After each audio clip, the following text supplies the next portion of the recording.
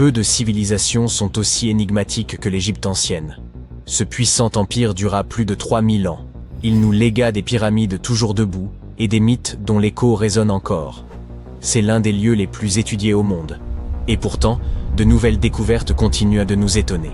À Abydos, des archéologues ont récemment mis au jour une tombe royale vieille de 3600 ans. Elle est immense et ornée de hiéroglyphes dorés honorant les dieux. Mais le nom du pharaon, il a disparu. Qui était donc ce souverain et quel nouveau chapitre de l'histoire égyptienne cette énigme pourrait-elle révéler? S'il est un endroit en Égypte où la limite entre vie et mort semble presque s'effacer, c'est bien Abydos. Pour les anciens Égyptiens, ce territoire était sacré. Ils pensaient qu'il abritait la tombe d'Osiris, le dieu qui mourut, fut démembré, puis renaquit pour régner sur l'au-delà. Cette croyance fit d'Abydos le cœur spirituel du pays.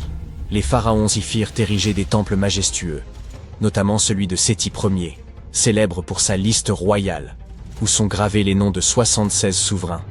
Des pèlerins venus de tout le royaume y déposèrent des offrandes et participaient aux fêtes d'Osiris, durant lesquelles sa mort et sa résurrection étaient rituellement rejouées. Ce n'était pas un culte purement symbolique, c'était une sorte de Japan Expo avant l'heure, où, au lieu d'imiter des héros, les fidèles incarnaient des dieux renaissants. Les pharaons rivalisaient d'ardeur pour reposer au plus près d'Osiris, transformant Abydos en un lieu à la fois funéraire, sacré et promesse d'éternité. Des millénaires plus tard, les environs d'Abydos continuent de livrer des merveilles. Ce fut le cas de la tombe récemment découverte. Au début de 2025, une équipe conjointe d'archéologues égyptiens et américains entreprit des fouilles sous une éminence rocheuse appelée la montagne d'Anubis. Vous vous souvenez d'Anubis? Le dieu à tête de chacal, gardien des nécropoles. À 7 mètres de profondeur, ils découvrirent une sépulture royale longtemps dissimulée. Hélas, malgré des siècles de secrets, les pillards en avaient depuis longtemps dérobé les trésors. Mais tout montrait qu'elle appartenait à une figure d'importance. Comme dans un vaste manoir vide dont on devine encore l'opulence de son ancien occupant. La chambre funéraire comportait des voûtes en briques crues, hautes de plus de 5 mètres, la taille d'une girafe femelle debout. Pour un édifice vieux de 36 siècles, l'ensemble demeurait prodigieux. Et pourtant, connaissant le génie architectural des anciens Égyptiens, rien ne saurait vraiment surprendre. Aucun trésor n'a été retrouvé, aucun masque d'or, et plus tragique encore, aucun nom. Le cartouche qui aurait dû révéler l'identité du roi était illisible. Or, les tombes égyptiennes affichaient presque toujours le nom de leur occupant. Dans l'Égypte antique, un cartouche n'était rien de moins qu'une large étiquette ovale entourant, en hiéroglyphes, le nom du souverain. C'était une sorte de laissez-passer royal valable, dans ce monde comme dans l'autre. Sans lui, l'âme ne pouvait franchir les portes de l'au-delà. Car pour les Égyptiens, le nom, le reine, ne servait pas seulement à distinguer un individu, mais constituait l'essence même de son être. Tant que son règne survivait, l'esprit demeurait vivant. Être oublié, c'était subir un sort pire que la mort.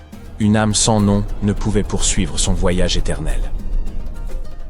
C'est pourquoi les cartouches se trouvaient partout, sur les temples, les obélisques, les bijoux, les statues et les parois funéraires. Leur rôle dépassait la simple inscription. Ils maintenaient la présence du pharaon visible en tout lieu.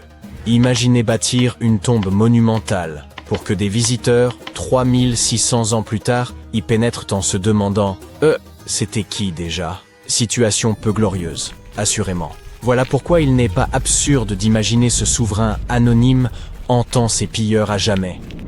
Le cartouche, en vérité, avait une portée considérable. L'un des exemples les plus célèbres provient de la tombe de Thoutmôsis III. Sa chambre funéraire et son sarcophage étaient littéralement façonnés dans la forme d'un cartouche, faisant de l'ensemble un symbole architectural vivant de son nom.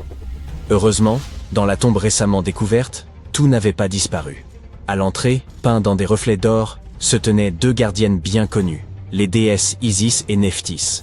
Isis, magicienne, avait rassemblé les membres d'Osiris et lui avait rendu la vie.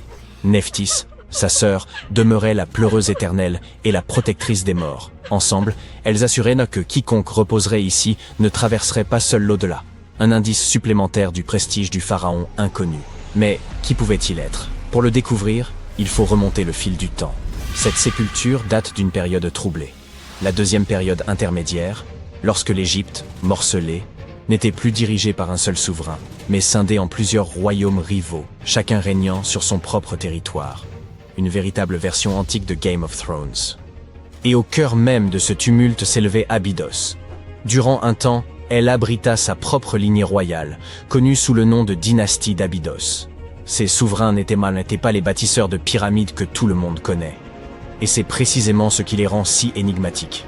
Ils n'ont laissé derrière eux ni monuments majestueux, ni cités étendues, seulement quelques fragments de noms gravés sur des blocs ébréchés. Pendant des siècles, nombre d'égyptologues doutèrent de leur existence. Mais tout changea en 2014, lorsque les archéologues mirent au jour la tombe de Senebkhay, l'un de ces rois obscurs. Depuis, chaque élément connu à son sujet révèle qu'il eut une destinée singulière. Ses ossements portent 18 plaies profondes, caractéristiques des blessures reçues au combat. Son crâne, son dos et ses mains furent frappés, et il périt probablement en affrontant l'ennemi, devenant ainsi l'un des rares pharaons dont on sait qu'il mourut sur le champ de bataille. Sa sépulture, modeste et composée d'objets provenant de règnes antérieurs, contenait néanmoins une chose inestimable, la preuve de son existence. Avant Senebkhay, la dynastie d'Abydos n'était qu'une hypothèse. Grâce à lui, elle prit corps et réalité. C'est pourquoi la récente découverte pourrait être cruciale. La nouvelle tombe royale exhumée à Abydos adopte le même plan et le même style que celle de Senebkhay. Chambres en calcaire, voûtes de briques crues et divinité protectrice. Toutefois, elle se distingue par sa taille bien supérieure, ce qui suggère qu'elle appartint peut-être à un souverain d'Abydos plus ancien encore, et doté d'un pouvoir plus vaste. Quel qu'il fût, ce roi voulait que sa mémoire se perpétuât aux côtés de celle des plus grands. Ironie du sort, l'histoire elle-même semble avoir tenté de l'effacer. Peut-être que d'autres découvertes, à proximité de son tombeau, nous livreront davantage d'indices. Et, en effet, il y a plus. Et c'est plutôt fascinant. Non loin d'Abydos, dans le village de Banawit, les archéologues ont mis au jour un atelier de poterie remontant à l'époque romaine. Vous avez bien entendu, un atelier de poterie à 2 pas du tombeau d'un pharaon. Le site comportait d'immenses fours d'argile, des salles de stockage et de nombreux éclats brisés appelés ostraka. Ces tessons faisaient office de notes anciennes, à ceci près qu'au lieu de listes de courses, ils portèrent des reçus en grec et en démotique égyptien, de menus registres de transactions quotidiennes, des traces qu'on ne s'attendrait guère à trouver auprès d'un roi d'une dynastie oubliée. Ces potiers ont peut-être manqué une belle occasion. Au lieu de graver des reçus fastidieux, ils auraient mieux fait de vendre des tasses à l'effigie d'Osiris et des figurines d'Anubis pour les pèlerins et les voyageurs. Mais ce n'est pas tout. Il semble qu'après plusieurs siècles, durant l'ère médiévale, ce même sol soit devenu un cimetière. Les archéologues y ont découvert des tombes en briques crues renfermant des squelettes humains. Cela laisse penser qu'Abydos garda son aura sacrée bien après l'époque des pharaons. Mais pourquoi cette colline, encore et toujours, serait-ce réellement une porte vers l'au-delà? Après tout, c'est ici même que l'on disait que reposait Osiris. Cette croyance, persistante comme une ombre, traversa les millénaires avec une force suffisante pour attirer aussi bien les rois antiques que les familles médiévales. Les rites changeaient, mais le sol demeurait sacré. Cela dit, rendons justice aux Romains. Ils n'étaient pas là pour vénérer Osiris, mais pour façonner des poteries. L'histoire d'Abydos est loin d'être close. Les fouilles se poursuivent, et nul ne sait ce que l'avenir révélera. Les archéologues disposent aujourd'hui d'outils semblables à des lunettes à rayons X pour le désert. Chaque balayage pourrait révéler une chambre secrète ou, avec un peu de chance, restituer son règne perdu à notre pharaon sans nom. Je dois avouer m'être étrangement attaché à percer ce mystère, alors espérons. Saviez-vous que des arbres poussaient, jadis au cœur du désert sec et brûlant du Sinaï égyptien? Aussi surprenant que cela puisse paraître, c'est pourtant exact. Récemment, des archéologues ont mis au jour une avenue bordée d'arbres, une authentique voie verte, menant à une immense forteresse ancienne. Non, ce n'est ni un mirage, ni une illusion, née d'un esprit trop fertile, bien que le mien le soit. Cette découverte renverse complètement notre perception de la vie dans les déserts de l'Égypte ancienne. Faisons un bref retour en arrière. Le site concerné, baptisé Tel Abou Saifi, se trouve dans le nord de la péninsule du Sinaï. Longtemps considéré comme un simple recoin poussiéreux de l'histoire, on l'associait à des vestiges datant des époques ptolémaïques et romaines. Autrement dit, les siècles ayant suivi la conquête d'Alexandre le Grand et l'appropriation du territoire par l'Empire romain. Or, une récente campagne de fouilles, menée à l'initiative du ministère égyptien du Tourisme et des Antiquités, a révélé bien plus qu'un avant-poste oublié. Il s'agissait d'une véritable forteresse militaire, dotée de tranchées défensives, de routes pavées, de fours à chaux, de casernes, et même de logements pour les familles des soldats. Ériger autant d'habitations en plein désert n'a rien de très accueillant, sauf si l'on se souvient de l'élément vedette du site. Cette mystérieuse avenue bordée d'arbres. Cette voie mesurait plus de 90 mètres de long sur 11 mètres de large, soit la longueur d'un terrain de football, et était pavée de dalles calcaires. De part et d'autre s'alignaient plus de 500 fosses de plantations façonnées dans l'argile. Il ne s'agissait pas d'un simple ornement, de véritables arbres y furent plantés, formant une allée ombragée menant droit à la forteresse. Imaginez-vous traverser ce corridor, sous un soleil écrasant, soudainement enveloppé par une canopée protectrice. Voilà une entrée grandiose, une sorte de tapis rouge antique, ou plutôt un tapis vert. Il ne s'agissait pas simplement d'embellir les lieux. La présence de centaines d'arbres dans ce désert, il y a plus de 2000 ans, révèle une maîtrise remarquable. Les Égyptiens de l'ère ptolémaïque n'étaient pas seulement des bâtisseurs de monuments. Ils excellaient aussi dans la gestion de l'eau. Dans une région où la pluie est aussi rare qu'un selfie avec le pharaon, ils ont réussi à faire pousser des arbres en rang serré. Prenez un instant pour y songer. Pour réussir à irriguer autant d'arbres dans le désert, il leur fallait un système d'irrigation ou de transport d'eau remarquablement élaboré. Un dispositif capable d'acheminer et de répartir l'eau avec efficacité dans un environnement aussi hostile. Ont-ils canalisé des nappes souterraines, capté des pluies saisonnières, employé un ingénieux système d'arrosage, peut-être pas aussi sophistiqué, mais tout de même, leur avance était indéniable. Voici ce qu'il faut garder à l'esprit. Les Égyptiens avaient déjà démontré une parfaite maîtrise de la gestion des eaux. Grâce à des fossés et à un vaste réseau de canaux, ils avaient su dompter le Nil pour irriguer des terres éloignées. L'irrigation ne représentait donc pas un mystère pour eux. Leur savoir-faire était réel. Et de surcroît, le climat du Sinaï, il y a 2 millénaires, fait encore débat. Nombreux sont ceux qui estiment que cette région était autrefois plus verdoyante. Il suffit d'observer ces montagnes abruptes et ces reliefs tourmentés, semblables à des sculptures façonnées par la puissance d'anciens cours d'eau, pour soupçonner que l'eau y jouait jadis un rôle bien plus considérable. De plus, les archéologues ont mis au jour de nombreux indices attestant que les Égyptiens de l'ère ptolémaïque cultivaient fruits, vignes et arbres à grande échelle.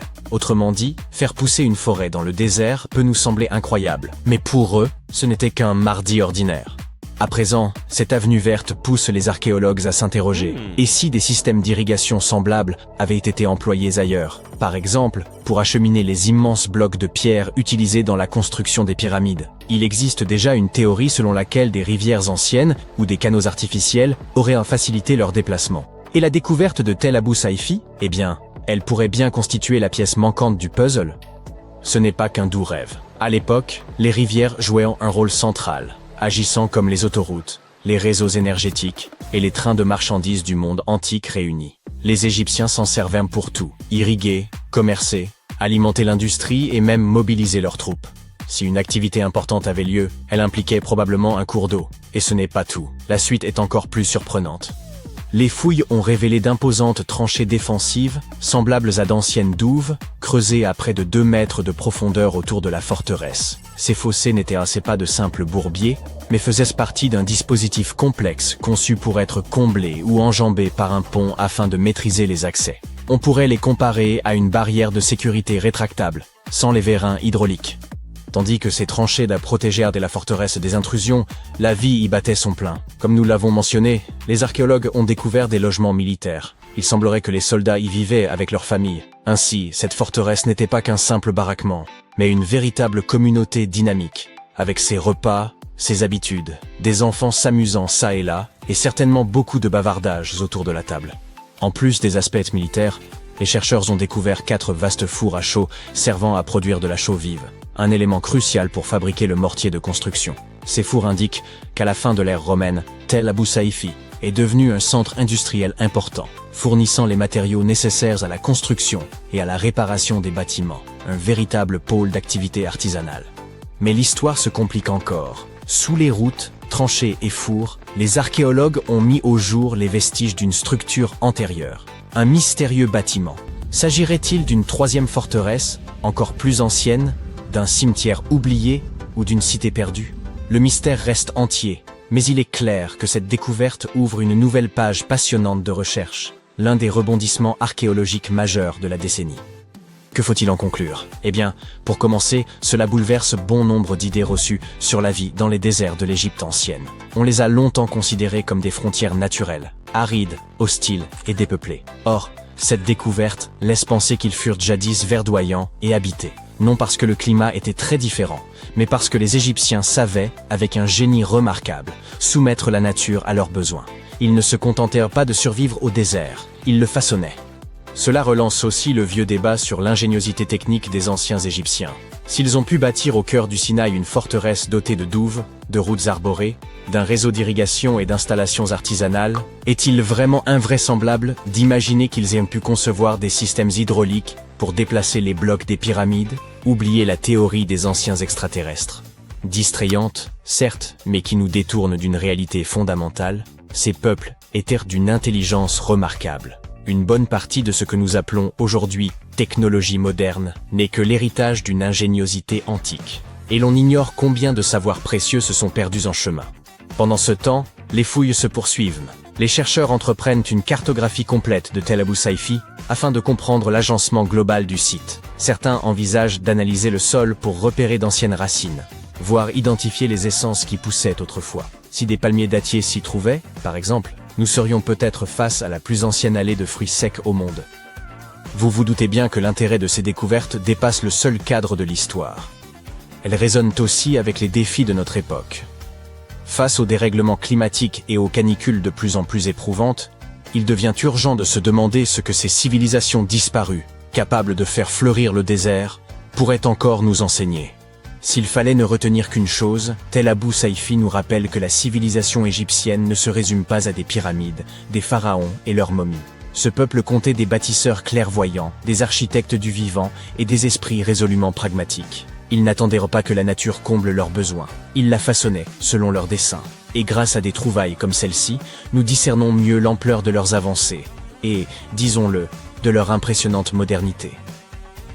Ainsi, la prochaine fois que l'on vous décrit le désert comme un espace stérile, vous pourrez rétorquer avec aplomb qu'il y a plus de 2000 ans, en plein cœur du Sinaï, s'élevait une forteresse avec des douves, une avenue bordée d'arbres, des casernes, des ateliers, et même une structure secrète enfouie sous terre. Voilà qui remet les pendules à l'heure, d'une comprise.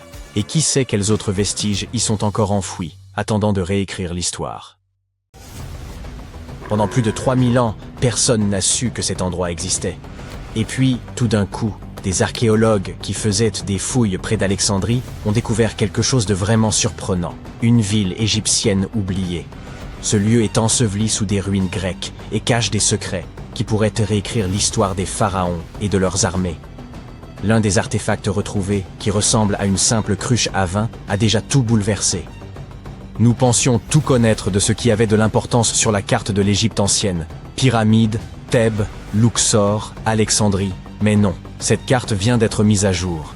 Cette nouvelle ville était un lieu majeur et date d'il y a environ 3400 ans. On vient de la découvrir sur un site appelé Kom El Nougus. Cet endroit est situé à l'ouest d'Alexandrie et se trouve entre la Méditerranée et un lac d'eau salée qui porte le nom de lac Mariout. Cette découverte a fait se foncer quelques sourcils. Les scientifiques pensaient que cet endroit était autrefois vide et qu'il n'avait été habité que par les Grecs vers 332 avant notre ère. Mais il s'avère que des gens vivaient à Kom El Nougus bien avant cela.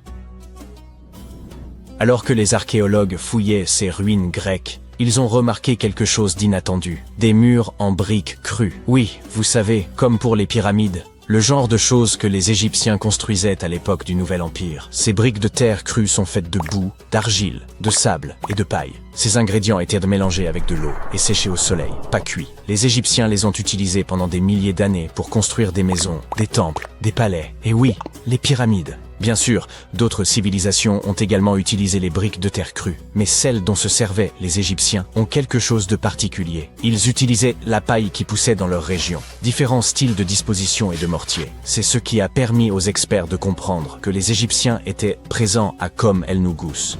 Ce seul fait a surpris la communauté scientifique. Mais ensuite, ils ont trouvé d'autres choses. Toute une rue, des structures enterrées, et même un temple construit par Ramsès le Grand lui-même. Son nom parle de lui-même. Ce gars fut l'un des pharaons les plus célèbres de toute l'histoire du royaume. Il a régné sur l'Égypte ancienne pendant 66 ans, a mené de grandes batailles, et il adorait construire toutes sortes de choses, comme ce temple. Les gens l'aimaient tellement que les pharaons suivants ont littéralement prétendu être lui et ont inscrit son nom sur leurs bâtiments. C'est alors que les archéologues ont compris qu'ils n'étaient pas en train d'examiner de simples briques dans un village. C'était toute une ville enfouie. Ils se sont immédiatement mis à creuser davantage. Et il s'est avéré que tout ça avait été finement planifié. Le lieu avait été construit avec beaucoup de soin. Les rues avaient des drains pour empêcher la pluie de venir détériorer les murs en briques crues. Il y avait aussi de petites chapelles funéraires avec des inscriptions dédiées aux soldats. Cela suggère que cet endroit était peut-être une base militaire. Et cela change énormément de choses. Dans l'Égypte ancienne, quand l'armée arrivait, c'était pour une raison. Alors, de quoi s'agissait-il? Protection, conquête, contrôle de quelque chose d'important. Dans le cas de cette ville, on pense que c'est le vin, l'eau et le commerce, à la lisière du désert, qui avaient fait marcher l'armée. Le plus fou, c'est que nous ne connaissons pas encore exactement l'ampleur de ce site. L'équipe n'en a découvert qu'une partie jusqu'à présent. Il pourrait y avoir des fortifications, des entrepôts, des bâtiments administratifs et plus de structures religieuses et royales sous toute cette terre. Nous ne savons pas non plus comment cette ville s'appelait dans les temps anciens. Son nom est encore enterré, mais on pourrait le découvrir un jour, peut-être à l'intérieur d'un mur, peut-être sur un parchemin, peut-être sur une autre cruche cassée. L'un de ces pichets s'est déjà avéré être une merveille fascinante. Un morceau de peau en céramique, appelé amphore, portait un sceau royal pressé dessus, et ce sceau portait le nom de Méritaton. La princesse Méritaton n'était pas n'importe qui. Elle était la fille aînée de la reine Néfertiti et une des sœurs aînées du roi Toutankhamon.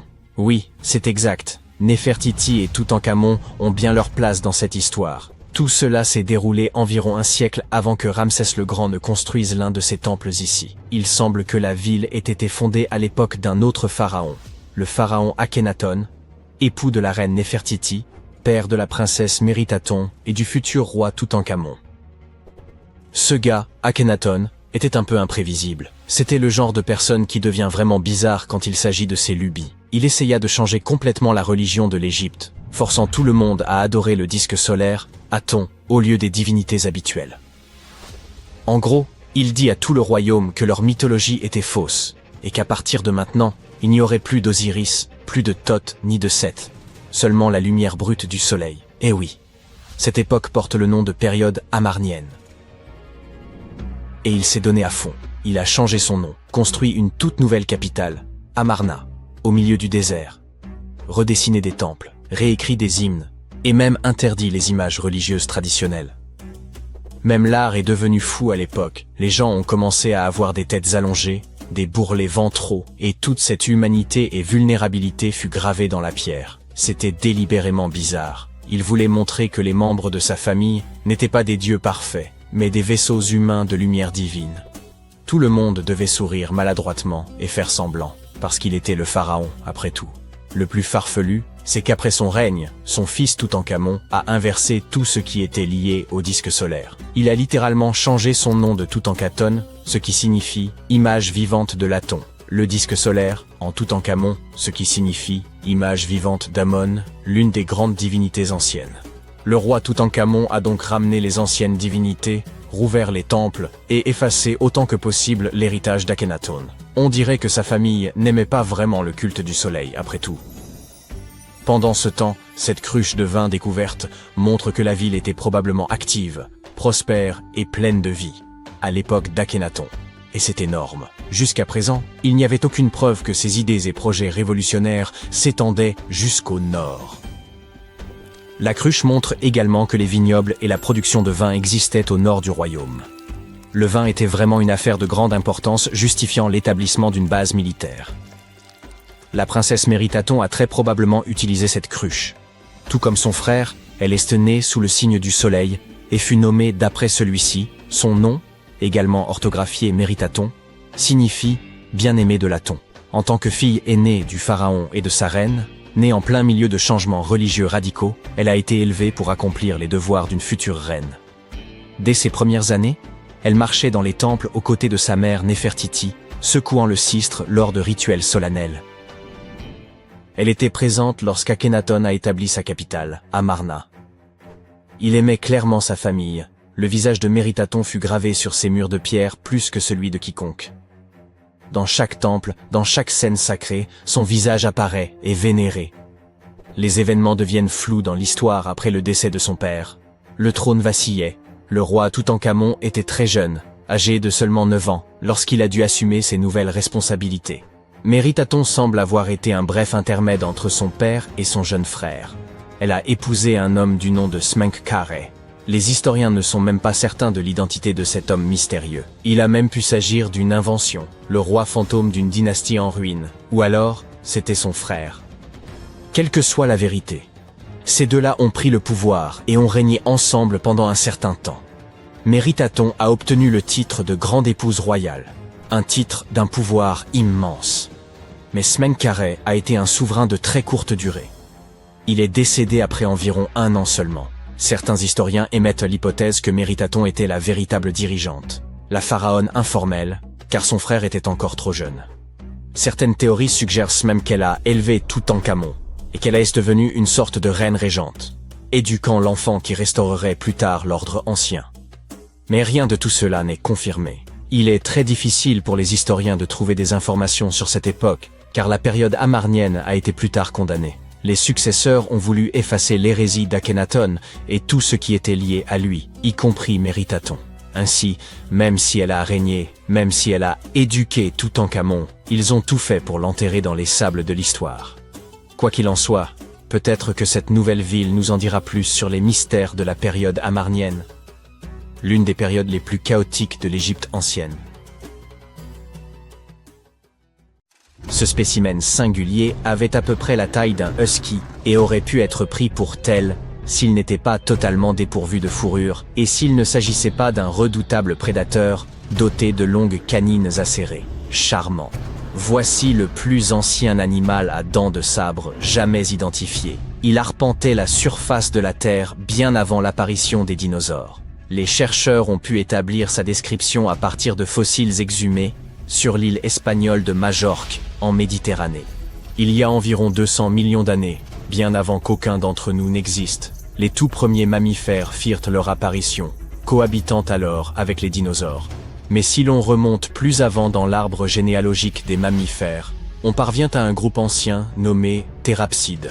Bien qu'il n'ait guère ressemblé aux mammifères actuels, il présentait déjà certains traits fondamentaux qui allaient, avec le temps, caractériser pleinement cette classe animale. Les thérapsides, par exemple, présentaient des ouvertures particulières sur les côtés du crâne, destinées aux muscles de la mâchoire. Certaines parties de leur ossature mandibulaire allaient, avec le temps, se transformer en osselettes de l'oreille moyenne, présents chez tous les mammifères, vous inclus. La récente découverte pourrait bien correspondre aux plus anciens fossiles de thérapsides jamais identifiés. Ce spécimen, encore sans nom officiel, appartient au groupe des gorgonopsiens. Ces créatures étaient plus étroitement apparentées aux mammifères qu'à tout autre être vivant actuel. Certaines avaient la taille d'un chat, d'autres rivalisaient avec les ours polaires. Les gorgonopsiens possédaient divers types de dents, adaptés à des fonctions spécifiques, un trait typiquement mammalien. Mais à la différence des mammifères, ils renouvelèrent leurs dents en permanence, y compris leurs longues canines en forme de sabre. Cela pourrait s'avérer fort utile. Jusqu'à présent, les plus anciens fossiles de gorgonopsiens connus dataient d'environ 265 millions d'années. Ce nouveau spécimen est encore plus ancien. Son âge est estimé entre 270 et 280 millions d'années. La découverte est particulièrement complète et bien conservée. Elle inclut ses crocs effilés, une partie de la mâchoire, des éléments de la colonne vertébrale, des côtes, des vertèbres caudales, des phalanges, ainsi qu'une grande partie d'un membre postérieur. Même si le crâne n'a pas été retrouvé en entier, les chercheurs estiment ce qu'il mesurait près de 18 cm. L'animal, quant à lui, devait atteindre la taille d'un chien de gabarit moyen à grand, avec un poids compris entre 30 et 40 kg. Pour autant, sa silhouette n'avait que peu à voir avec celle d'un chien. Malgré certains aspects évoquant les reptiles, le qualifier de chien-lézard serait inexact. Mammifères et reptiles partagent certes un ancêtre très ancien, remontant à environ 320 millions d'années, mais leurs lignées ont divergé depuis bien longtemps. À l'époque où cette créature foulait le sol, l'île de Majorque se trouvait au cœur du supercontinent Pangée. Ce territoire connaissait alors des alternances marquées de saisons extrêmement humides et très sèches. Les chercheurs se sont souvent demandé si les grandes étapes de l'évolution des mammifères avaient eu lieu dans de telles zones tropicales, mais les fossiles nécessaires à cette démonstration faisaient jusque-là défaut. Avec la mise au jour du plus ancien gorgonopsien connu à Majorque, les pièces manquantes de ce puzzle évolutif commencent à se rejoindre. Il semble que d'importantes étapes de l'évolution des mammifères aient pu se produire dans des régions tropicales peu explorées. Ce prétendu vide fossile tiendrait peut-être simplement au fait que les fouilles n'étaient pas menées aux bons endroits. Notre protagoniste du jour n'était pas le seul spécimen extraordinaire à avoir marqué l'histoire avant l'ère des dinosaures. Il y a plus de 500 millions d'années, des prédateurs étranges dominaient les océans. Parmi eux, Anomalocaris. Un nom particulièrement peu engageant, mais qui signifie simplement « crevette singulière ». Cette créature n'avait aucun équivalent parmi les espèces actuelles. Les chercheurs la considèrent comme le tout premier superprédateur, l'épaulard de son temps. Anomalocaris était imposante pour l'époque, atteignant jusqu'à 90 cm, de ses bras tranchants jusqu'à ses nageoires caudales. On pensait autrefois qu'elle se nourrissait de trilobites, mais des recherches récentes montrent qu'elle n'était pas assez puissante pour percer leur carapace. Il s'agissait plutôt d'une chasseresse vive et agile, dotée d'une vision remarquable, ciblant des proies molles qu'elle attrapait dans l'eau. Autre merveille de l'ère pré-dinosaure, un poisson capable de marcher sur la terre ferme. Un exploit tout à fait remarquable. Tiktaalik évoluait dans des rivières marécageuses, évoquant celles de l'Amazonie actuelle. Il pouvait atteindre 2,70 m, chassait dans les eaux douces comme un crocodile moderne, et possédait un cou mobile ainsi que des poumons primitifs, lui permettant de survivre aussi bien sur terre que dans l'eau. La raison pour laquelle des poissons comme Tiktaalik ont commencé à explorer la terre ferme, il y a environ 395 millions d'années, demeure obscure. À cette époque, le supercontinent de Gondwana se rapprochait lentement du futur continent nord-américain, formant de vastes zones marécageuses.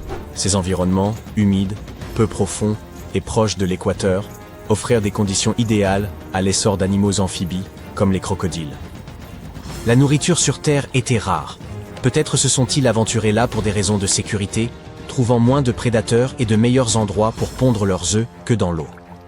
Ces créatures ont d'abord vécu en pleine mer, puis dans des eaux peu profondes, avant de coloniser les marais et les rives, pour enfin, après une lente transition, s'établir pleinement sur la terre ferme. Imaginez un mille-pattes géant, long de 2,5 mètres et pesant jusqu'à 50 kg. Arthropleura, qui vivait il y a plus de 300 millions d'années dans ce qui est aujourd'hui l'Angleterre. Durant la période du Carbonifère, l'atmosphère terrestre contenait plus de 26% d'oxygène, contre environ 21% à l'heure actuelle. Pendant longtemps, les chercheurs ont cru que ces niveaux élevés d'oxygène expliquaient l'imposante taille de ces animaux. Toutefois, une découverte fortuite a révélé un fossile datant d'une période où la teneur en oxygène était à peine supérieure à celle d'aujourd'hui.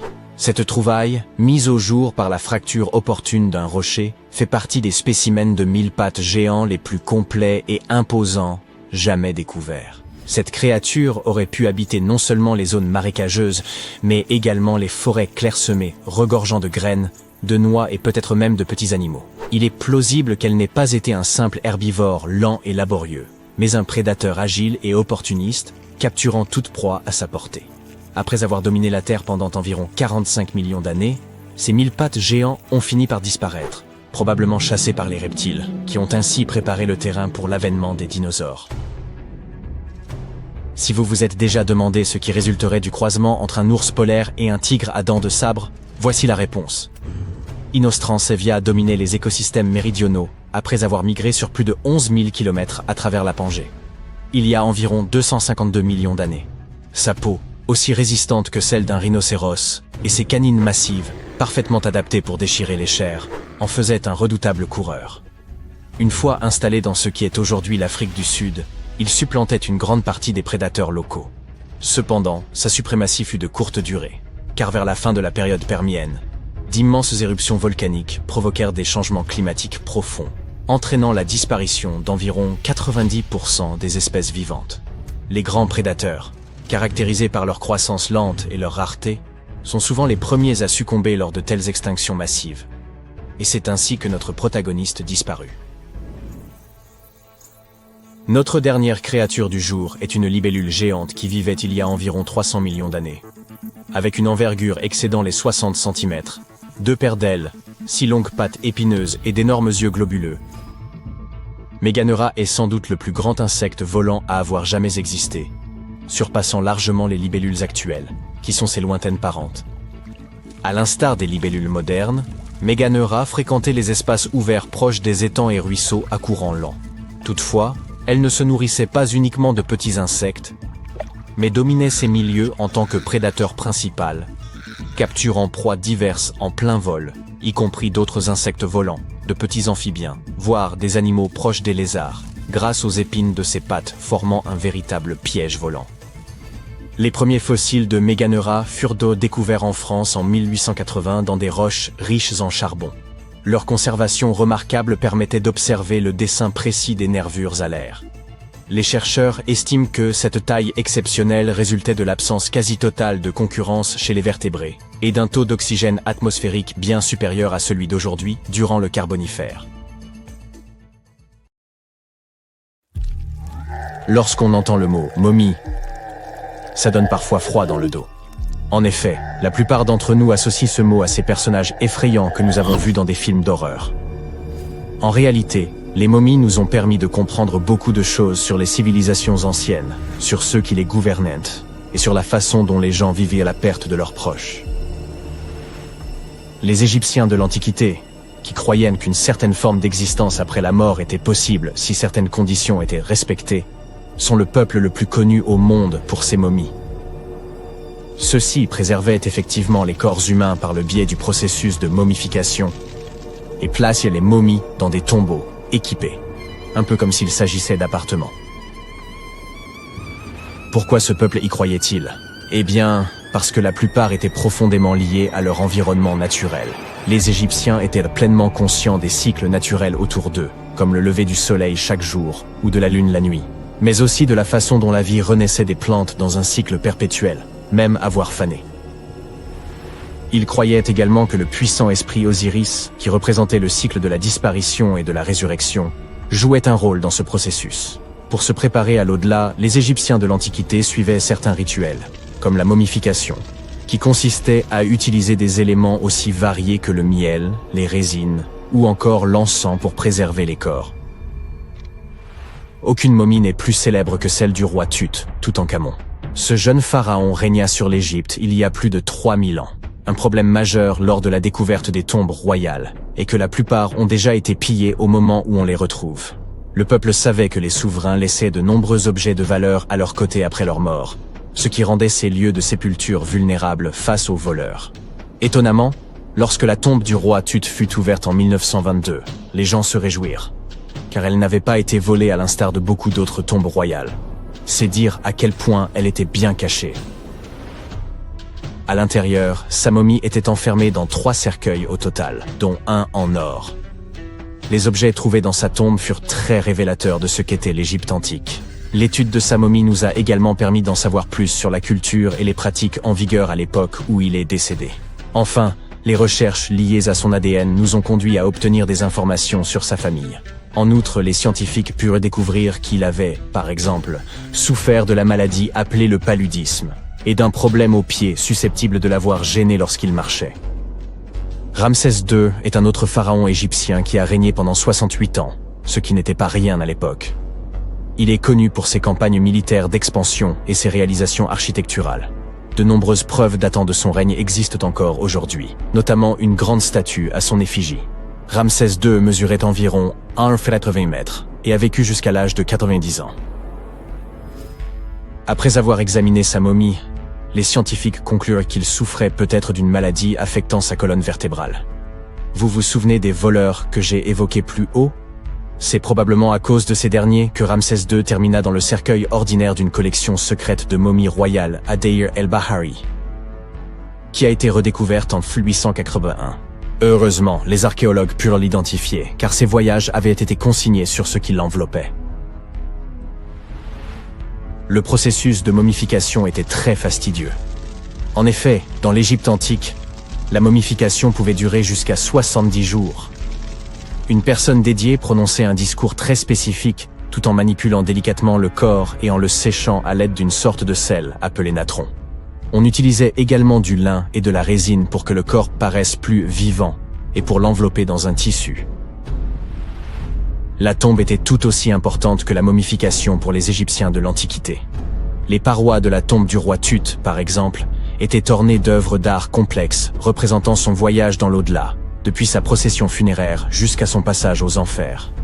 Les Égyptiens antiques pensaient que tout le monde faisait ce voyage après sa mort et remplissaient donc les tombes d'objets et de peintures pour aider les défunts au cours de leur voyage spirituel. En outre, les murs de la tombe étaient décorés de formules tirées d'un livre spécial qui contenait une série de poèmes dont les Égyptiens pensaient qu'ils aideraient les gens à atteindre l'au-delà. Fait soulignant l'importance de ce voyage, les gens plaçaient même de la nourriture dans ces tombes antiques. Dans la tombe du roi Tut, les archéologues découvrirent 36 jarres de boissons antiques et 8 paniers de fruits, déposés là pour l'aider dans son voyage vers l'au-delà. Les Égyptiens pensaient que le voyage vers l'au-delà prenait beaucoup de temps et laissaient donc des provisions conséquentes pour soutenir leurs proches. Les pharaons possédaient généralement de nombreux vêtements luxueux et de beaux bijoux dans leurs tombes afin de s'assurer que leur tenue serait à la hauteur de leur statut lors de leur voyage. On a retrouvé des vêtements en lin tels que des tuniques, des écharpes, des gants et des coiffes. De nombreux bijoux en or ornés de pierres précieuses, des bracelets aux boucles d'oreilles, en passant par des colliers et des bagues, mais aussi des représentations d'insectes censés les protéger. Certaines tombes contenaient même des éventails en ivoire et en plumes d'autruche pour les garder au frais dans l'au-delà. Aussi fou que ça puisse paraître, certains souverains de l'Antiquité furent placés dans leurs appartements éternels avec des bateaux. Par exemple, le pharaon Khufu fit construire la grande pyramide de Gizeh pour en faire son tombeau, et un grand bateau fut retrouvé à l'intérieur. Le roi Tut, quant à lui, fut enterré avec plusieurs pagis de bateaux, mais pas de bateau à proprement parler. À la place, il avait 3 chars et de nombreux bâtons de marche en matériaux précieux, ce qui indique peut-être qu'il souhaitait se rendre dans l'au-delà par la terre et non par l'eau. Parmi les objets les plus intéressants trouvés près des momies antiques, on trouve des flacons d'huile et de parfums. Si les souverains étaient censés toujours être à la dernière mode, pourquoi ne pas sentir bon par la même occasion, n'est-ce pas? Certains d'entre eux possédaient également des jeux de société, la plupart fabriqués dans des matériaux précieux, comme l'or ou l'ivoire. L'un de ces jeux, le Senet, était très populaire en Égypte antique et ressemblait beaucoup aux échecs modernes. Les Égyptiens de l'Antiquité ont peut-être les momies les plus célèbres, mais ce ne sont pas ceux qui inventèrent la momification. En réalité, tout commença en Amérique du Sud, avec un peuple ancien appelé Chinchorro.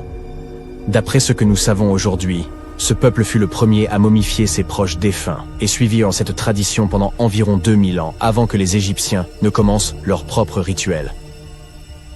Certes, l'étude de ces momies permet d'en apprendre beaucoup sur les souverains de l'Antiquité, mais jusqu'à récemment, nous n'avions encore aucune idée de ce à quoi les défunts ressemblaient vraiment de leur vivant. Cependant, il n'y a pas si longtemps que cela, des peintures de momies très particulières furent découvertes par des archéologues qui étudiaient des objets égyptiens antiques. Ces portraits de momies sont des peintures très détaillées d'individus réalisés de leur vivant. Ils étaient souvent peints sur du bois, contrairement aux portraits sur toile classiques que nous connaissons tous. Ces portraits sont appréciés pour leur réalisme et leur beauté, et ont même été utilisés par des chercheurs pour diagnostiquer des maladies en les comparant aux momies correspondantes. Certains de ces portraits comportent également des représentations de bijoux, qui ont été retrouvés plus tard sur les momies. La découverte récente de ces portraits de momies en Égypte centrale revêt une grande importance, car c'est la première fois depuis plus d'1 siècle que de telles peintures sont retrouvées. Les momies sont apparues partout dans le monde de manière naturelle. En effet, la momification peut se produire sans que l'homme n'intervienne, en raison de conditions naturelles, par exemple des environnements extrêmement froids ou chauds, des endroits où l'oxygène manque, ou une exposition accidentelle à des produits chimiques qui préservent le corps. Les conditions que je viens de citer ne permettent pas aux bactéries de se développer, ce qui fait que le corps reste plus ou moins intact. Le célèbre Otzi est l'une de ces momies. Nous savons aujourd'hui qu'il s'agissait d'un homme ayant vécu il y a environ 5000 ans en Europe, mais lors de sa découverte dans les Alpes en 1991, les autorités autrichiennes crurent d'abord qu'il s'agissait d'un alpiniste moderne en raison de la bonne conservation du corps. Cependant, après avoir retiré l'homme des glaces du glacier, il fut établi qu'il datait en fait de l'âge du cuivre.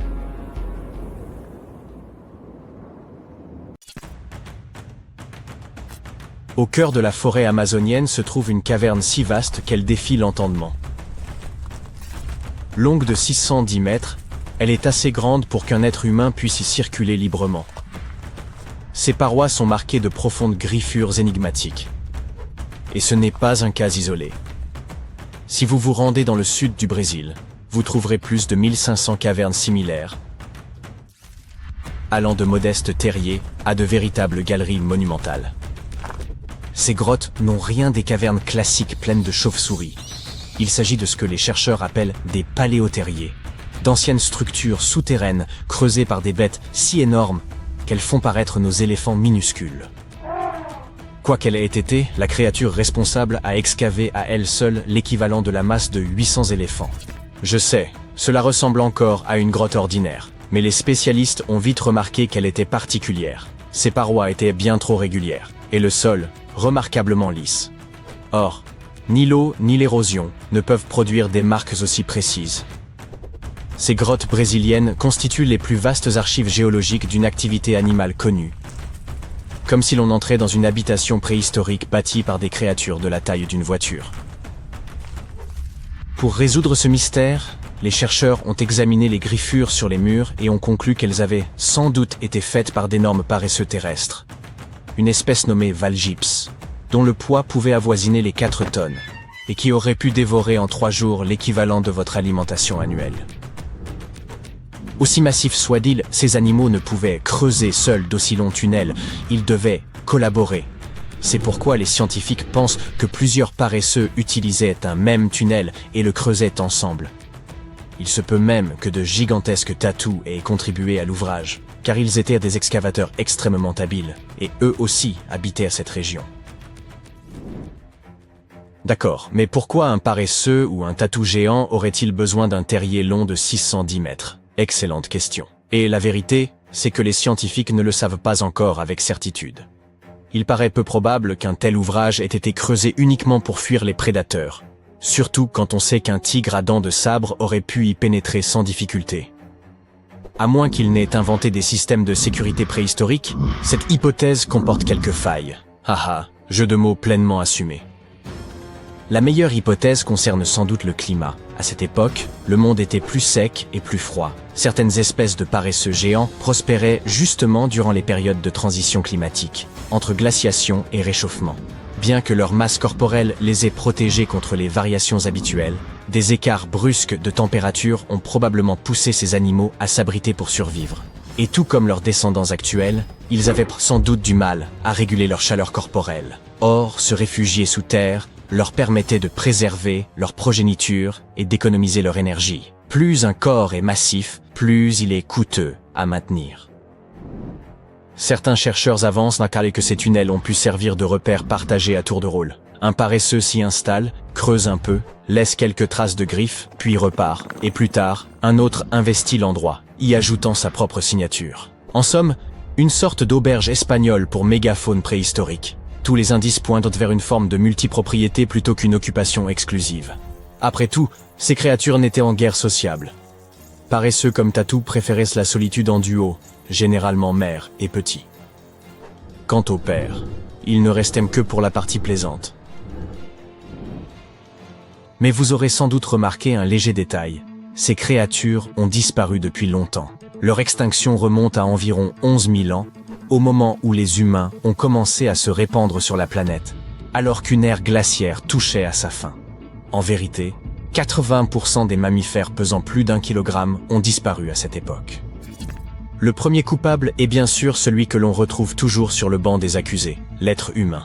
Il y a environ 10 000 ans, une vague de chasseurs experts, munis d'outils distinctifs, comme les pointes de lance, a traversé l'Amérique du Nord. La théorie veut que la faune locale n'ait pas su réagir face à ce nouveau prédateur, devenant ainsi une proie facile. Une fois les grands herbivores éliminés, les carnivores ont décliné à leur tour faute de nourriture. Et la chasse n'a pas été le seul facteur. Les premiers humains ont sans doute aussi perturbé les écosystèmes, rendant la vie encore plus difficile pour les grandes espèces. Mais attendez, il y a un autre suspect, le changement climatique.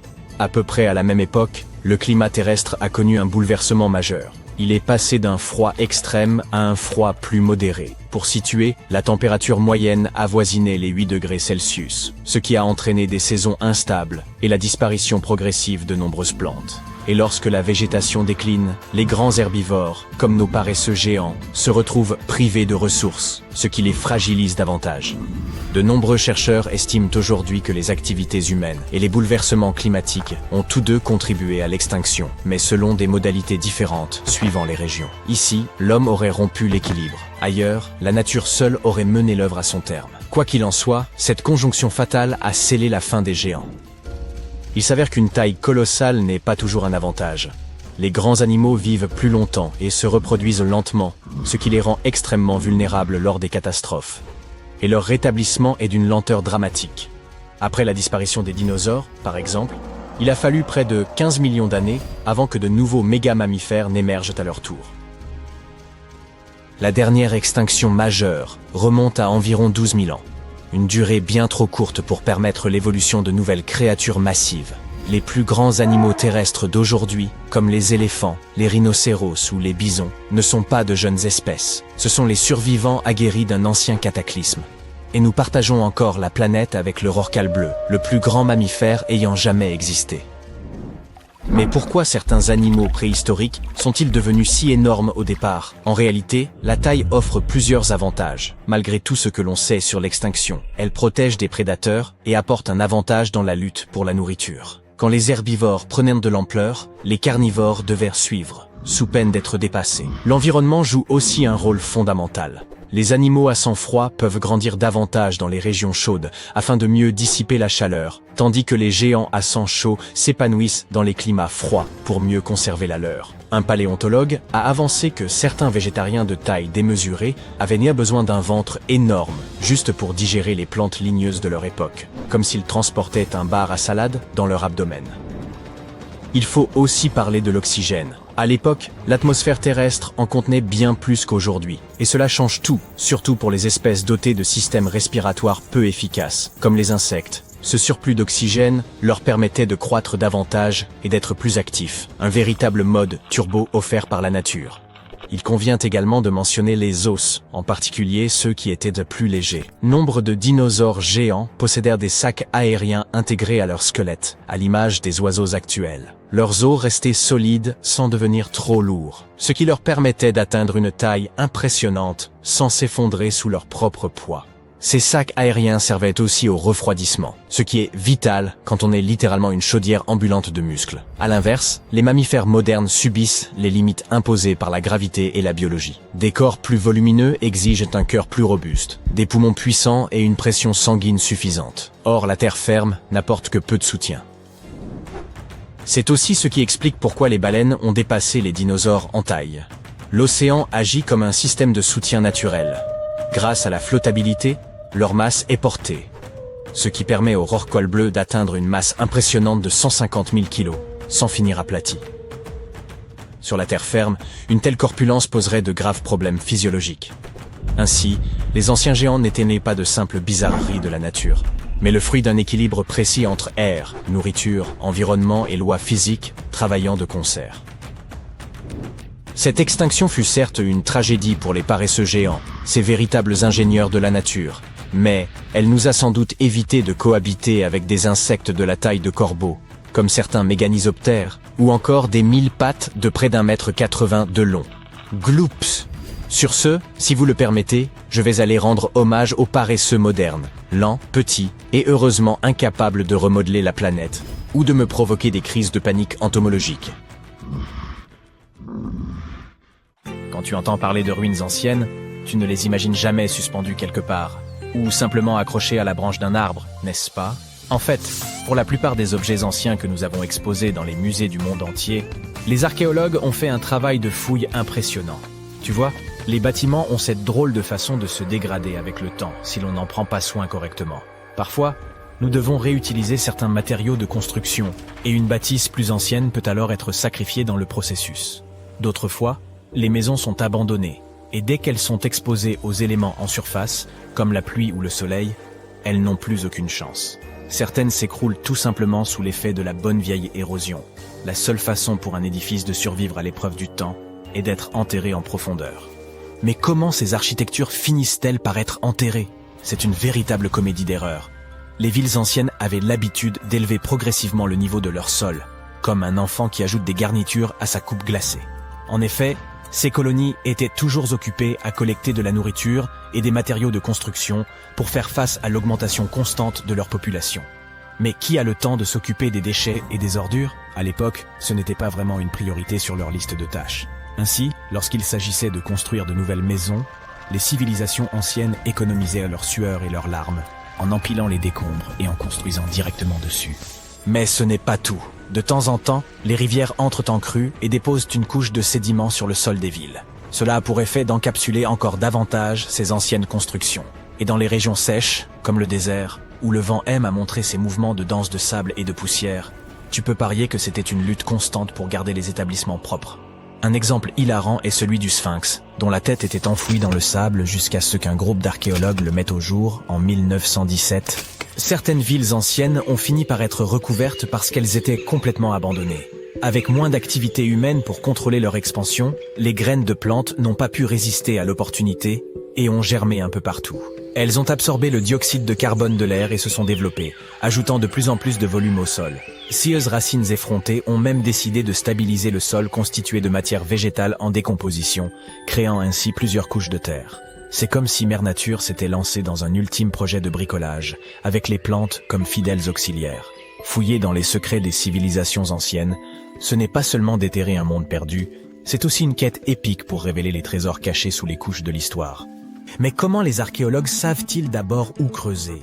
Si tout est recouvert de multiples couches de sédiments, de débris et de racines de plantes, ils doivent avoir une sorte de système auquel ils se fient avant de se lancer dans un nouveau projet, n'est-ce pas? Tout d'abord, ce ne sont pas toujours eux qui suggèrent des fouilles archéologiques à tel ou tel endroit. Je m'explique. Supposons que tu sois un entrepreneur et que tu souhaites construire un nouveau complexe d'appartements luxueux dans ta ville. Cependant, certaines législations locales imposent des exigences avant que ton projet ne puisse démarrer. Par exemple, avant de commencer à construire sur un terrain, il peut être nécessaire de faire appel à des spécialistes pour vérifier le sol. Scieuses personnes intelligentes peuvent être des archéologues, des géologues ou des paléontologues, et elles doivent garder un œil sur le processus en phase de développement. En cas de découverte d'artefacts ou d'écofacts, termes savants pour désigner des vestiges organiques, ces experts interviennent pour les fouiller et les étudier. Mais qu'en est-il des sites qui n'ont rien à voir avec les bulldozers et les chapeaux jaunes? Les archéologues ont plus d'un tour dans leur sac lorsqu'il s'agit de localiser les points chauds de l'Antiquité. Ils plongent dans les archives historiques et font un travail de détective. En recherchant de vieux documents et de vieilles cartes, ils peuvent reconstituer le puzzle de l'activité humaine dans une région donnée. Si un site a déjà été visité, c'est encore mieux. La découverte de traces de fouilles antérieures ou de récits historiques peut donner aux archéologues de nombreuses informations sur les endroits où poursuivre leur chasse au trésor. Avant de commencer à manier leur pelle, les archéologues se livrent à une sorte de balayage visuel. Armés d'un système de quadrillage, ils se promènent sur le site, à l'affût de tout artefact susceptible de se cacher juste sous la couche supérieure de la terre. Qu'il s'agisse d'outils en pierre taillée, de verres historiques ou même d'anciennes décharges, oui, elles ont aussi de la valeur. Ces explorateurs à l'œil vif peuvent repérer des signes d'activité humaine plus rapidement que la plupart des gens. S'ils tombent sur un hamac coquillé, terme savant pour désigner un dépôt d'ordures, ils savent avec certitude que l'homme a jadis habité cet endroit. Les archéologues ne se contentent pas de leur fidèle pelle. Ils disposent d'un arsenal de gadgets pour les aider dans leur recherche de merveilles cachées. Les outils géophysiques sont en quelque sorte leurs armes secrètes. Prenons l'exemple du résistivimètre. Cet appareil astucieux mesure la composante électrique du sol et tout élément ou artefact enfoui. Un mur enterré, par exemple, produira une résistivité différente de celle du sol environnant. Les magnétomètres et les géoradars fonctionnent de la même manière, mettant en évidence les indices potentiels de trésors anciens dans le sol. Et qui pourrait oublier notre vieil ami, le GPS? Il aide les archéologues à cartographier des emplacements précis, comme une carte au trésor high-tech les menant directement à leur peau d'or. Tu souhaites visiter virtuellement certains des sites archéologiques les plus importants du monde? Suis-moi. Au Royaume-Uni, par exemple, tu trouveras cet endroit intéressant appelé Stonehenge. C'est l'un des nombreux Henges répartis dans le pays, mais celui-ci est vraiment exceptionnel. Imagine cela. Des pierres anciennes et massives se dressent fièrement, disposées sous forme d'un anneau à l'extérieur et d'un fer à cheval à l'intérieur, avec quelques pierres plus petites pour faire bonne mesure. Et devine quoi? Ces pierres étonnantes existent depuis plus de 5000 ans. C'est ce que l'on appelle une longévité à toute épreuve. C'est là que les choses deviennent intéressantes. Selon le folklore local, le légendaire magicien Merlin a sorti sa baguette magique et a téléporté ces pierres massives depuis l'Irlande. Apparemment, des géants les avaient assemblées là-bas, mais Merlin a décidé qu'elles seraient bien plus belles à leur nouvel emplacement. D'autres pensent qu'il s'agit simplement des ruines d'un ancien édifice spirituel romain. Ces structures étonnantes ont été construites par nos ancêtres de l'âge du bronze.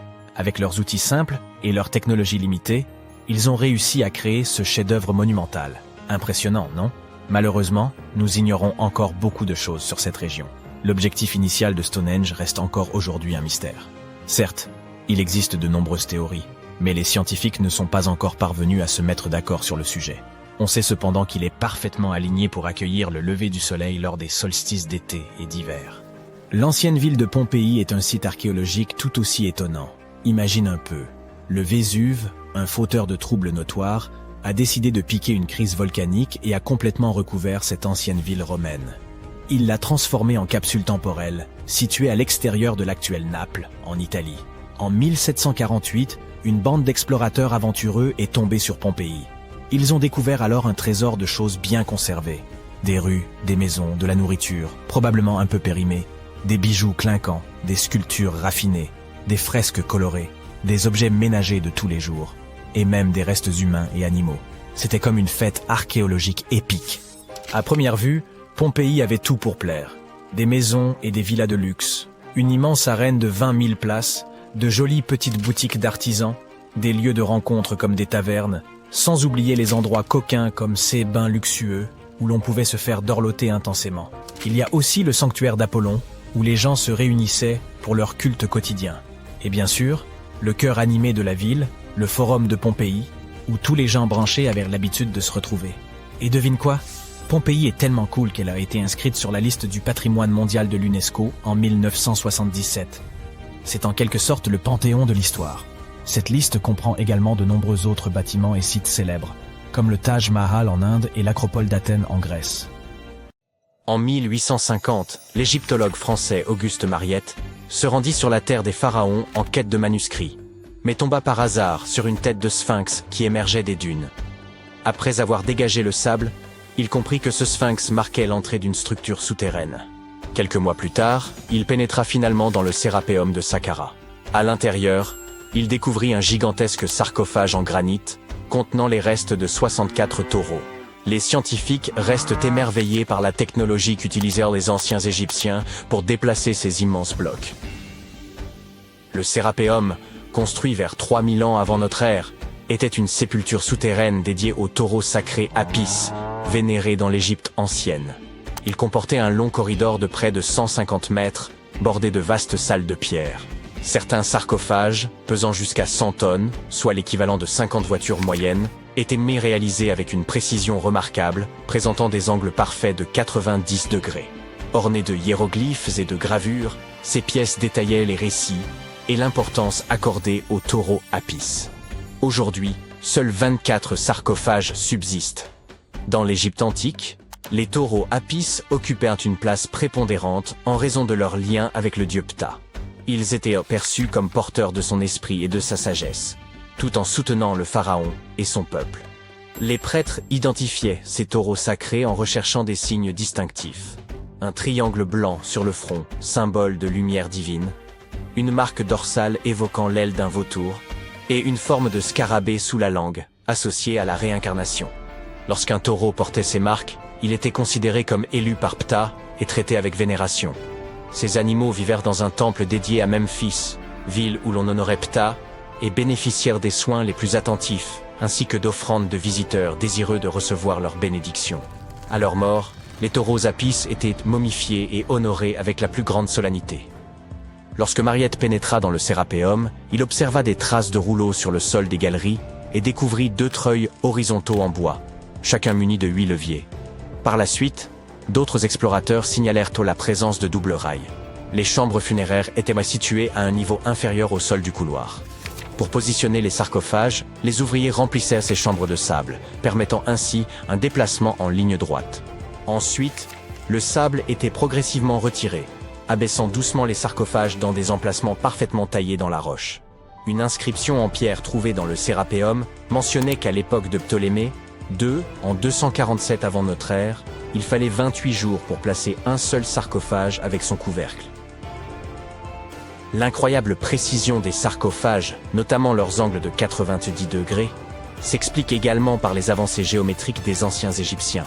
Dès 1850 avant notre ère, ils rédigèrent des traités de géométrie, démontrant qu'ils connaissaient une valeur approximative de pi et savaient calculer le volume d'une pyramide tronquée. Ces compétences avancées en mathématiques expliquaient leur capacité, 5 siècles plus tard, à sculpter des surfaces parfaitement planes. Bien que tout cela puisse sembler logique, certains pointent des incohérences. La taille des sarcophages dépasse largement celle des taureaux, alors que les pharaons étaient inhumés dans de petits cercueils, à peine adaptés à leur corps. De plus, ces sarcophages, réalisés en granit avec une précision remarquable, auraient pu être fabriqués en calcaire, un matériau bien plus facile à travailler. Le transport de ces immenses sarcophages semble réalisable en théorie, mais reste complexe. Si une personne pouvait tirer environ 200 kilos, il aurait fallu au moins 250 personnes pour déplacer un seul sarcophage. Or, les tunnels du Sérapéum sont extrêmement étroits, excédant d'à peine 60 cm la largeur des sarcophages eux-mêmes. Il aurait été impossible que des centaines de personnes se serrent dans ces espaces confinés pour tirer les sarcophages. Et quand bien même, comment auraient-elles pu faire pivoter les blocs dans ces étroits couloirs, les abaisser dans leurs niches et les positionner parfaitement au centre? Pourtant, cela a été réalisé pas moins de 24 fois, chaque sarcophage étant impeccablement centré. De surcroît, les chambres étaient recouvertes de poussière, sans aucune trace de suie provenant des lampes, ce qui impliquerait de travailler dans une obscurité quasi totale. La fonction véritable de ces sarcophages pourrait toutefois avoir été différente. Bien avant l'ère des pharaons, les populations locales connaissaient déjà le processus de fermentation. Ce phénomène survient lorsque des micro-organismes, comme les levures, consomment des substances comme l'amidon, produisant ainsi du gaz carbonique et de l'éthanol. Il est donc possible qu'en Égypte ancienne, des aliments tels que l'orge, le pain ou même la viande aient été placés dans ces immenses coffres de pierre, puis scellés hermétiquement à l'aide de lourds couvercles. Ces sarcophages en granit, d'une précision remarquable, étaient pratiquement hermétiques, empêchant toute fuite.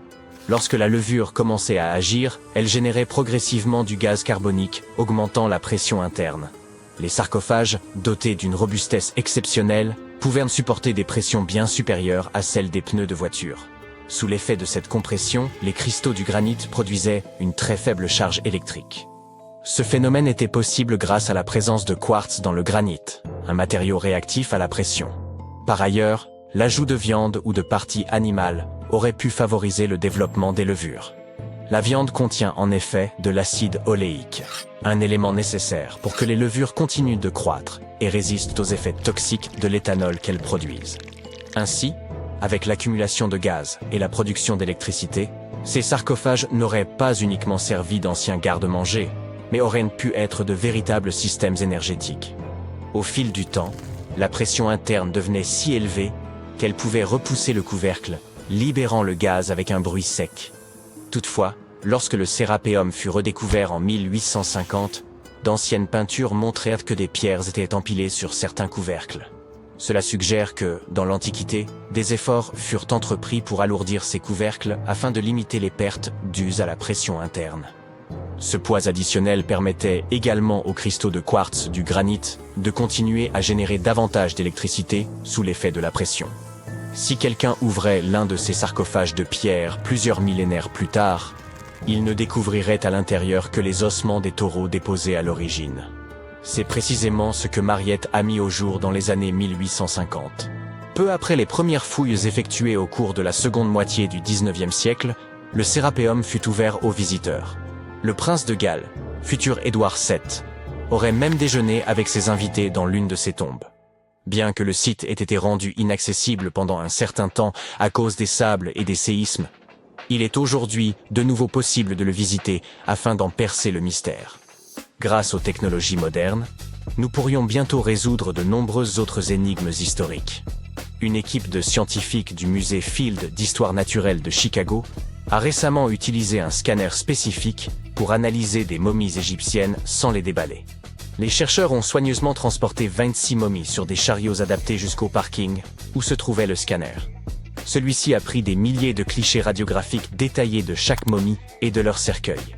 En regroupant toutes ces images, ils ont pu créer des modèles 3D révélant l'intérieur des momies, y compris les squelettes et certains artefacts. Ces images devraient permettre aux archéologues de mieux comprendre les pratiques funéraires égyptiennes, remontant à plus de 3000 ans. Bien que la phase de numérisation ait été réalisée en seulement 4 jours, l'analyse complète des données pourrait prendre jusqu'à 3 ans. Les chercheurs ont néanmoins déjà pu découvrir quelques détails personnels sur certaines momies. L'une des figures momifiées les plus célèbres du musée est Shennet Aa, une aristocrate ayant vécu dans l'Égypte ancienne il y a environ 3000 ans. Elle serait décédée à la fin de sa trentaine ou au début de sa quarantaine. Les embaumeurs avaient inséré du rembourrage dans son cou pour éviter qu'il ne s'affaisse, garantissant ainsi que son corps demeure intact à travers les âges. Ils avaient également placé des yeux artificiels dans ses orbites afin qu'elle conserve une apparence complète dans l'au-delà. Elle avait... Des pas résonnèrent derrière lui. Le cœur battant la chamade, il bondit vers la statue imposante, de ses doigts cherchant la crevasse dissimulée. Le temps pressait. Il l'enfonça au moment où les cris se rapprochaient. Il respira profondément, son cœur comme un tambour. Puis il courut, disparaissant dans l'obscurité, laissant son secret enfoui dans la pierre, en attente d'être découvert. Au cours de l'histoire, les statues n'ont pas seulement été les gardiennes silencieuses du passé. Elles ont aussi servi de cachette, certains objets disparaissant pour toujours, d'autres découverts au hasard des fouilles. Découvrez leurs secrets les plus mystérieux. En 2016, alors que des experts australiens préparaient une statue vieille de 645 ans pour une vente aux enchères, ils découvrirent qu'elle abritait un secret. Un billet de banque ancien dissimulé à l'intérieur de sa tête creuse.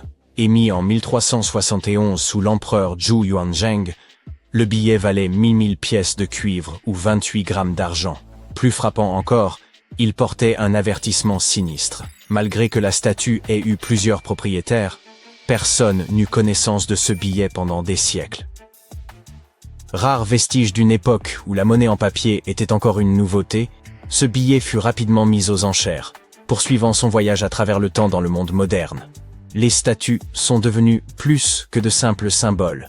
Elles étaient à présent les gardiennes et conservatrices de l'histoire, et parfois même des outils salvateurs. En 2017, des experts en restauration qui travaillaient sur une statue du XVIIIe siècle en Espagne firent une découverte remarquable. Dissimulées dans l'intérieur creux de la statue se trouvaient 2 lettres écrites en 1777, offrant un aperçu de la vie quotidienne, des coutumes locales et de l'économie de l'époque. De manière similaire, en 2023, lors de rénovation à l'Académie militaire des États-Unis à West Point, une boîte fut découverte à l'intérieur du socle de marbre d'une statue représentant le héros Tadeusz Kościuszko. Placée là il y a presque 200 ans, cette capsule temporelle nous offre un lien tangible avec le passé riche en histoire de l'institution.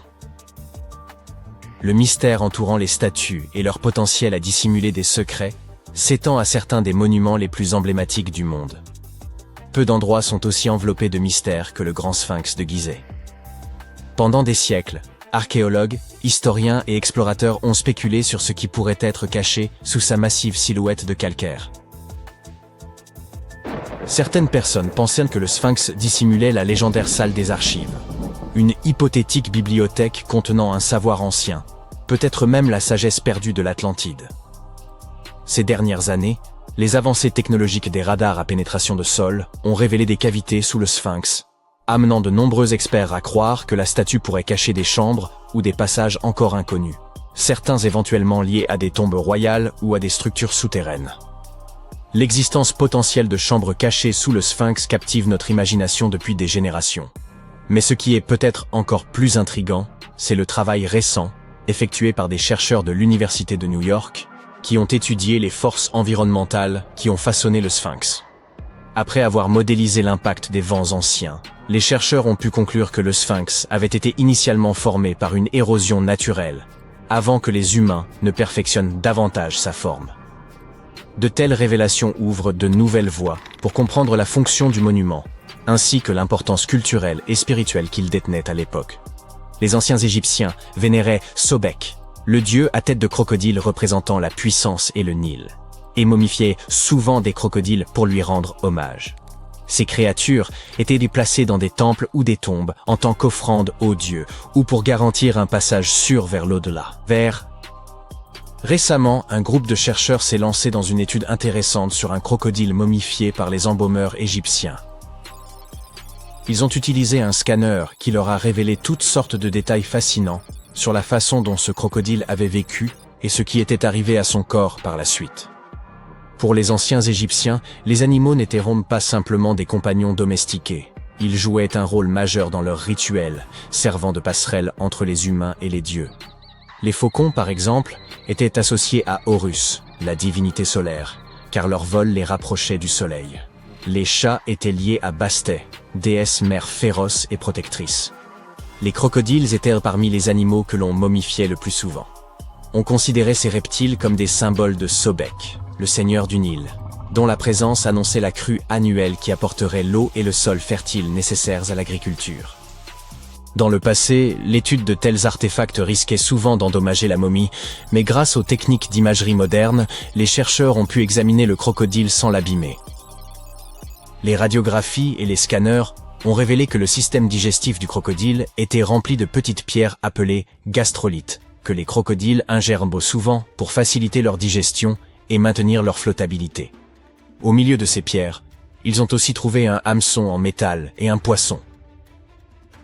Cela suggère que ces grands crocodiles momifiés étaient capturés dans la nature à l'aide d'hameçons et de poissons. Cela correspond à ce que les historiens grecs anciens ont écrit sur la vie en Égypte. Enfin, presque. Les Grecs croyaient que les Égyptiens utilisaient des porcs pour attirer les crocodiles. Ainsi, comme vous l'avez remarqué, les chercheurs et les archéologues utilisent des technologies de pointe et un travail pratique minutieux pour découvrir les secrets des civilisations anciennes. Le processus commence par des relevés utilisant des radars à pénétration de sol et la numérisation 3D pour détecter des chambres cachées, des tunnels ou des anomalies sous la surface. Une fois un site prometteur identifié, une excavation soigneuse commence. Les couches de sol et de débris sont retirées lentement, afin que rien ne soit endommagé ou perdu. Une exposition au Rijksmuseum à Amsterdam présente une remarquable statue tibétaine du XVe siècle, en cuivre doré, de Guya Samaja Akshobhya. Cette figure, qui symbolise l'unité des forces opposées et un état supérieur d'éveil spirituel, était auparavant inconnue de la collection du musée. Une étude récente de cette statue a révélé des reliques et des parchemins cachés à l'intérieur de sa structure creuse, offrant des perspectives profondes sur les pratiques religieuses de l'époque. L'exposition présente plus de 75 chefs-d'œuvre d'Asie, parmi lesquels la statue récemment acquise de Guya Samaja Akshobhya, et met en lumière le savoir-faire complexe et la signification spirituelle enracinée dans de tels artefacts. Au cœur de Vérone, un secret était caché depuis des décennies à l'intérieur de la statue en bronze de Juliette. Sculptée en 1969, elle est devenue un symbole de l'amour, et de nombreux visiteurs viennent la toucher en quête de romance et de chance. Mais sous sa surface polie, Juliette cachait quelque chose d'extraordinaire. Au fil du temps, ses caresses ont formé de minuscules fissures dans sa surface. Les amoureux du monde entier glissèrent des lettres à l'intérieur de ces fissures, des confessions, des supplications désespérées, des promesses éternelles. Certains y jetaient des clés, scellant leur amour, avec des cadenas devenus alors impossibles à ouvrir. En 2014, des experts en restauration ont fait une découverte surprenante. Alors qu'ils travaillaient à réparer la statue, ces centaines de déclarations d'amour et de clés rouillées ont été mises au jour. Tous ces vœux oubliés enfermés dans le corps de Juliette. Les statues servent souvent de symbole pour le pouvoir et la force. Cependant, ces derniers temps, les statues ont également été utilisées pour transmettre des messages aux générations futures. Le concept de capsule temporelle, un objet ou une collection d'objets placés dans un conteneur scellé puis enterré ou caché pour être découvert plus tard, a une longue histoire. Et à l'époque moderne, les statues étaient parfaites pour servir de capsules. Elles permettaient aux gens de communiquer avec les générations futures d'une manière très concrète. En 2014, alors que des ouvriers retiraient avec précaution un lion doré au sommet de l'ancienne maison d'État de Boston pour une restauration, ils ont fait une découverte surprenante. Quelque chose cliquetait à l'intérieur de sa tête creuse. Un article du Boston Globe de 1901 mentionne une capsule temporelle cachée. Mais au fil des ans, l'histoire a été oubliée. Puis, un descendant du sculpteur a découvert une lettre et a appris la vérité.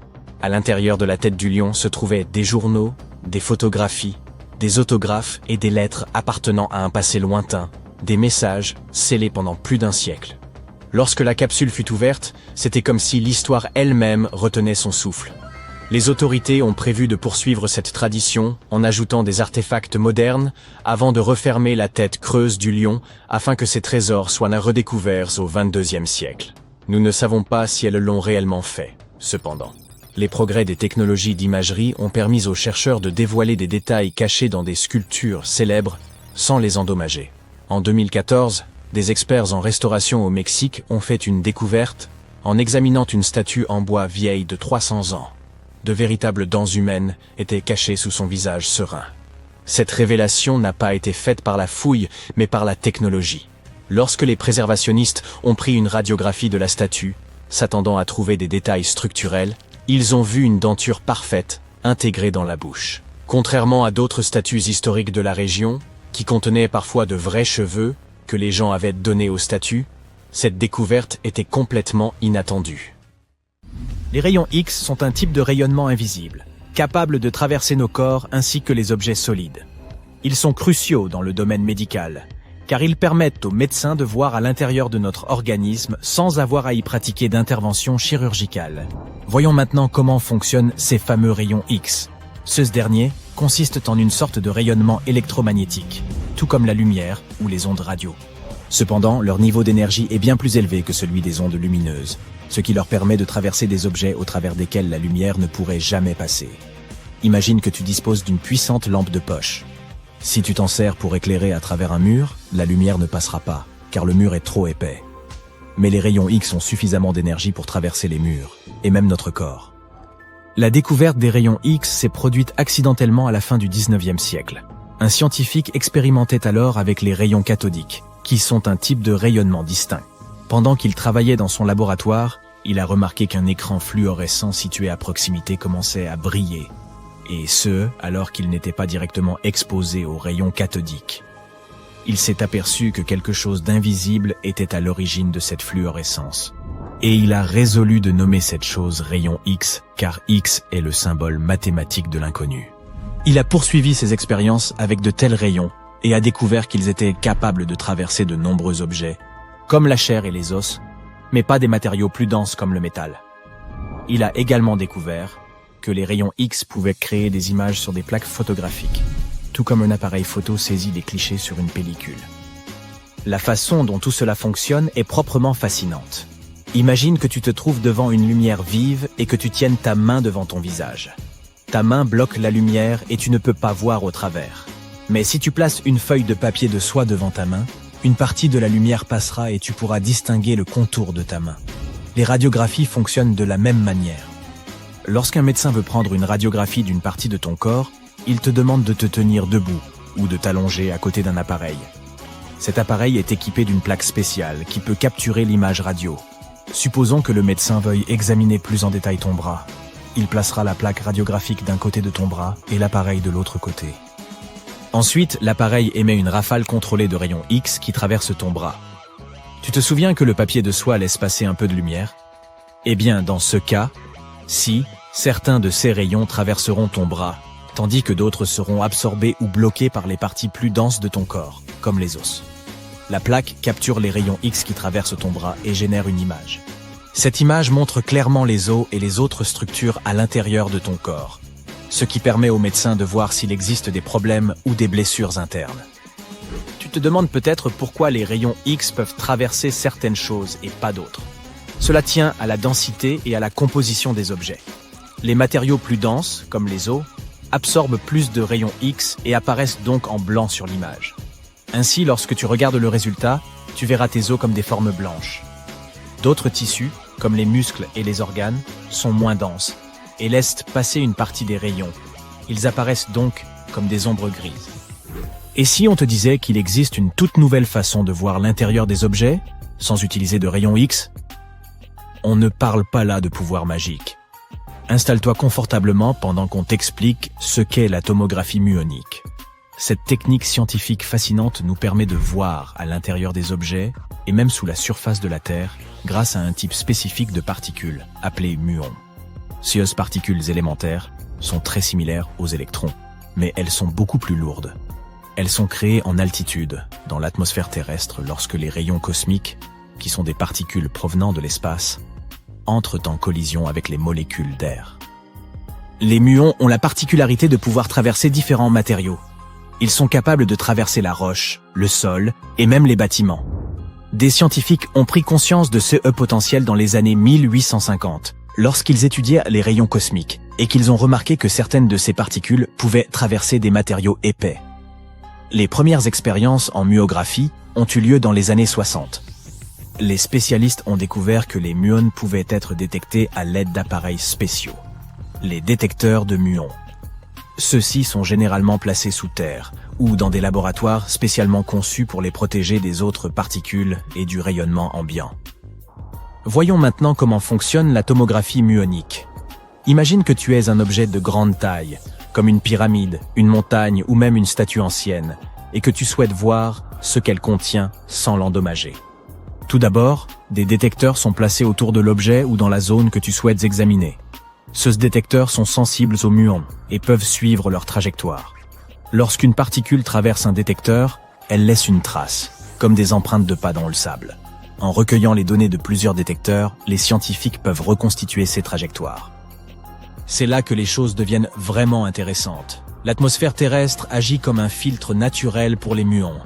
Il s'avère que plus un objet est massif, plus il bloque ces particules. Ainsi, si tu as un objet large et dense, comme une montagne, moins de muons le traverseront en comparaison d'un objet plus petit et moins dense, comme une boîte vide.